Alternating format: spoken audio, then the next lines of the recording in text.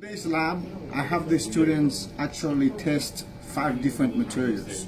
We have first wood. We have 2 forms of woods. One is a square wood, and then the second is a rotted wood, and you know the shape is round. And then we have 2 aluminum. We got an aluminum bar, which is a rectangle bar, and we have a rotted aluminum. And we also have steel, which is a steel rod.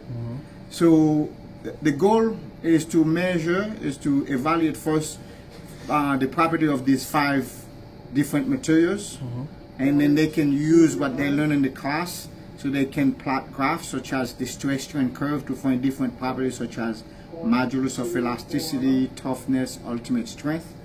And then the second goal is for them to compare the property of these different materials. And then the last goal is for them to evaluate the variability of these materials, because they test 5 samples for each of these materials, that they're testing.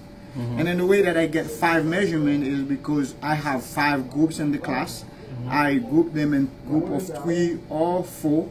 And then each time they come in, they measure that same material, obviously different specimen.